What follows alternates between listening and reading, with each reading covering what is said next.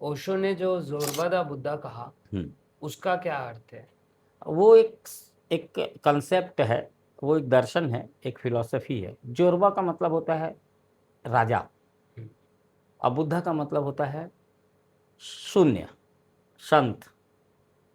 तो ओशो चाहते थे कि व्यक्ति अंदर से बुद्ध की तरह शांत हो, शून्य हो, प्रेम पूर्ण हो, और बाहर का जीवन उसका जोरबा की तरह हो।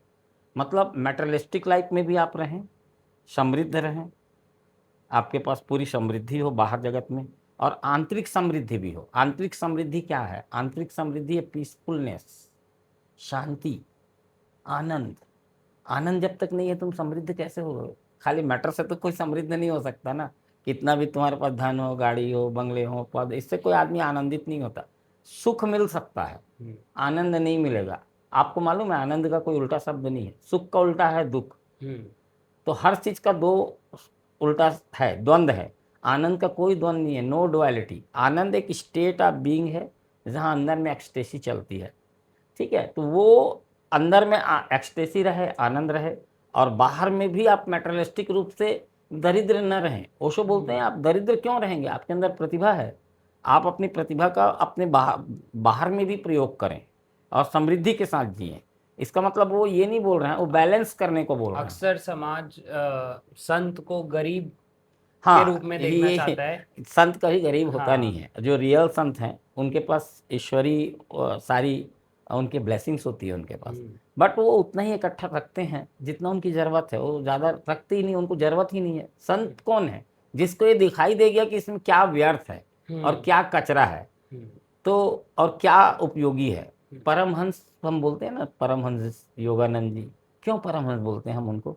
उनके अंदर में वो विवेकशीलता आ गई थी जहाँ उपयोगी चीज़ों को उन्होंने उपयोग किया और व्यर्थ को छोड़ दिया। जैसे हंस दूध और पानी को एक साथ मिला दोगे तो दूध को पी लेता है, पानी को छोड़ देता है।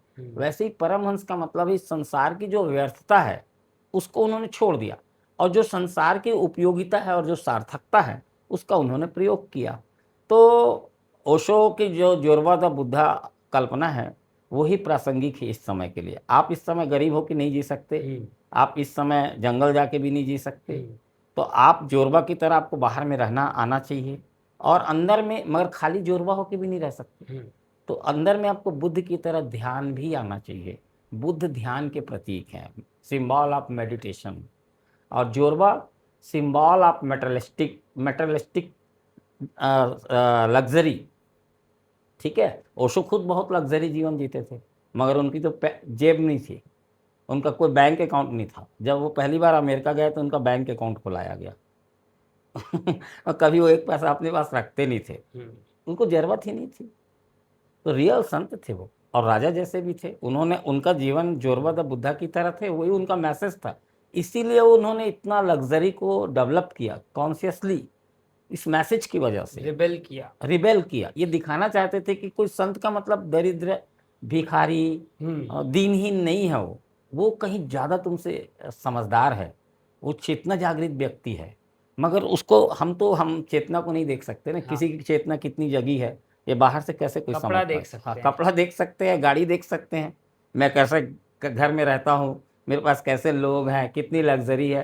तो इसलिए उसको मजबूरी थी, वो करोड़ों की घड़ी पहनते थे, वो दुनिया को दिखाएं। उनके लिए उनको जरूरत नहीं थी किसी गाड़ी की कि 90 98 रोल्स रॉयल रखें, मगर वो एक मैसेज था वो। मगर लोग यही देखते हैं, और लोग सबसे ज्यादा तो इसलिए अभी लोग प्रभावित भी सबसे ज्यादा इसी बात से। हाँ, अभी लोग ओशो से इसलिए जुड़ना चाहते हैं कि ओशो इतने अमीर थे, लग्जरी जीवन जिए, 98 रोल्स रॉयल थी। ये प्रभावित करती है लोगों को। लोग समझ नहीं पाते कि इसके पीछे में उनका क्या मनोविज्ञान था, क्या उनका उद्देश्य था। उनका उद्देश्य, एकमात्र उद्देश्य ये था कि ये मूल नहीं है, मूल कुछ और है। मगर उस कुछ और को समझाने के लिए उनको मजबूरी में ये कुछ इनको उपयोग किए। ओशो हर चीज का उपयोग कर लेते थे। वो तो बोलते ही थे कि जो राह में तुम्हारा पत्थर है उसी को तुम चढ़ के सीढ़ी बना लो। और ये हर संत बना लेता है, हर मेडिटेटर बना लेता है। आप ध्यान कीजिए, आपको जीवन में जितनी बाधाएं नजर आती हैं वो सब बाधाओं को आप जीवन के विकास के लिए उपयोग कर लेंगे। और ये बहुत सरल है, मैं रोज करता हूँ। ठीक है।